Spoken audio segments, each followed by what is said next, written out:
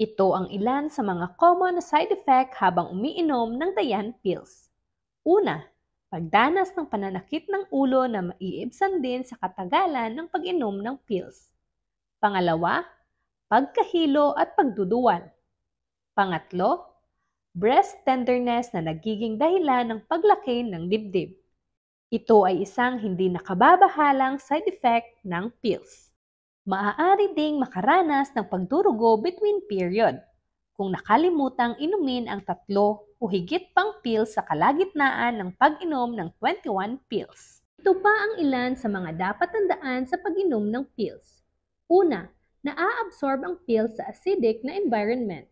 Kaya, kung ikaw ay may hyperacidity at umiinom ka ng gamot laban dito, tulad ng Crimel S, Gaviscon, sodium bicarbonate at iba pang antacid, huwag ipagsabay ito sa pag-inom ng pills dahil pinapababa nito ang absorption ng pills at pinapababa din ang epekto nito.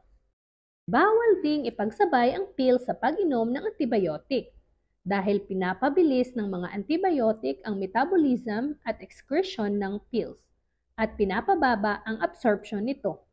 Meaning, mas mabilis lumabas sa katawan ang pills at kaunti lang ang naa-absorb sa katawan kaya bumababa din ang epekto ng pills. Pangatlo, bawal ding ipagsabay ang pills sa mga analgesic tulad ng ibuprofen, mefenamic at naproxen o mga gamot na pangontra sa sakit. Pinapababa ng mga ito ang absorption ng pills kaya bumababa din ang epekto nito. Ang tatlong nabanggit na bawal ipagsabay sa pag-inom ng pills ay dapat iwasan habang umiinom ng pills upang makasiguradong hindi mabuntis kahit tama naman ang paraan ng iyong pag-inom.